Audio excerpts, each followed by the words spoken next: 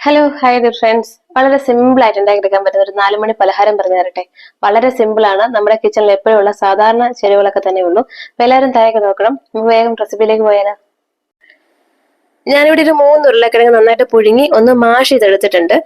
നമുക്കിതിലേക്ക് ഒരു 2 പച്ചമുളക് ചെറുതായിട്ട് അരിഞ്ഞതും ഒരു ചെറിയ കഷ്ണം ഇഞ്ചി നന്നായിട്ട് പേസ്റ്റ് ആക്കിയതും ചേർത്ത് കൊടുക്കാം.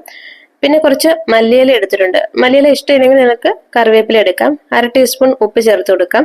ഒരു 1/4 ടീസ്പൂൺ ജീരകം ക്യുമിൻ സീഡ് ചേർത്ത് കൊടുക്കാം. 1/4 ടീസ്പൂൺ മഞ്ഞൾപ്പൊടി, ഒരു 1/2 ടീസ്പൂൺ മുളക് പൊടി, എരിവിനനുസരിച്ച് മാറ്റം വരുത്താം. പിന്നെ ഒരു 1/2 ടീസ്പൂൺ ഗരം മസാല, പിന്നെ ഒരു 4 അല്ലെങ്കിൽ 3 ബ്രെഡ്.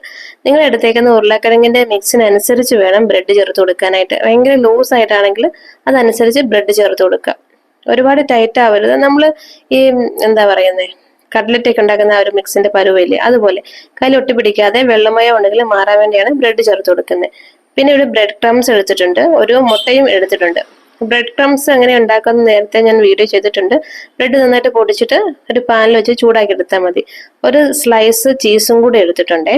ഈ ചീസിന്റെയും ഈ പൊട്ടറ്റോയുടെയും കോമ്പിനേഷൻ ഭയങ്കര ടേസ്റ്റ് ആണ്. അപ്പൊ ഞാനിവിടെ നമ്മൾ കുഴച്ചെടുത്ത ഉരുളക്കിഴങ്ങ് ഒരു നമ്മൾ കൊഴുക്കട്ടയൊക്കെ ഉണ്ടാക്കുന്ന ആ ഒരു രീതിയിൽ ആ ഒരു ഉരുളയുടെ വലുപ്പത്തിൽ എടുത്തിട്ടുണ്ട്. അപ്പൊ കയ്യിലൊന്ന് എണ്ണ പുരട്ടിയിട്ട് എടുക്കുകയാണെങ്കിൽ കയ്യിൽ ഒട്ടി പിടിക്കത്തില്ല.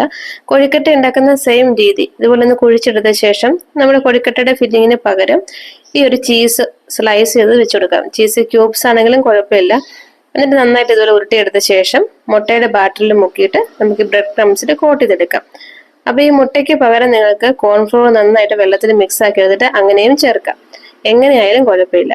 എന്നിട്ട് ഇത് ഈ ബ്രെഡ് ക്രംസിന് നന്നായിട്ട് കോട്ട് ചെയ്തെടുക്കാം. അപ്പൊ ഈ ബ്രെഡ് നന്നായിട്ട് ചൂടാക്കിയിട്ടൊന്ന് പൊടിച്ചെടുക്കുകയാണെന്നുണ്ടെങ്കിൽ നന്നായിട്ട് അതിലേക്ക് പിടിച്ചിട്ട് കിട്ടും. അങ്ങനെ ഫ്രൈ ചെയ്യുമ്പോൾ വിട്ട് വിട്ട് പോകത്തില്ല.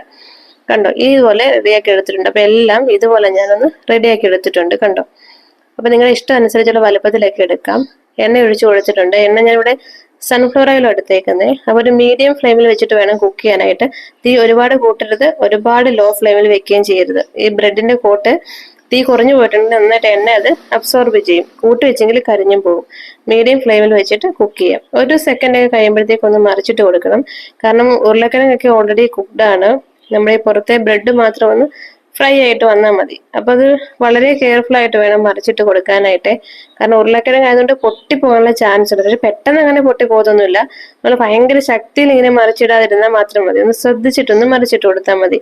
കണ്ടപ്പോ എല്ലാ സൈഡും ഇതുപോലെ ഒരു സ്പൂൺ വെച്ചിട്ട് മറിച്ചിട്ട് കൊടുക്കുകയാണെങ്കിൽ എല്ലാ സൈഡും ഇതുപോലെ ഒരു ബ്രൗൺ കളർ ആയിട്ട് കിട്ടും. ഇങ്ങനത്തെ ഒരു ബ്രൗൺ കളർ മതി, ഒരുപാട് കറുത്ത് പോകണ്ടിരുന്നാൽ മതി. അപ്പൊ കണ്ട, എണ്ണയൊന്നും ഒരുപാട് ചെലവാകത്തൊന്നുമില്ല. നമ്മൾ ഒഴിച്ചു കൊടുത്ത എണ്ണ അതുപോലെ തന്നെയുണ്ട്. ഒരു മീഡിയം ഫ്ലെയിമിൽ വെച്ചിട്ട് കുക്ക് ചെയ്തെടുത്താൽ മതി. അപ്പൊ നമ്മുടെ എന്താ പേര് വിളിക്കാന്നൊന്നും അറിയത്തില്ല.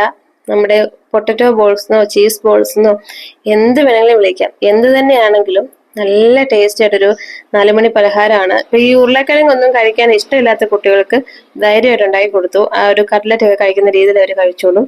നല്ല ടേസ്റ്റിയാണ്. ഇവിടെ കുട്ടികൾക്ക് ഭയങ്കര ഇഷ്ടമായിരുന്നു. എല്ലാവരും തയ്യാറാക്കി നോക്കിയിട്ട് അഭിപ്രായം അറിയിക്കണേ. Thank you. Take care. Bye by.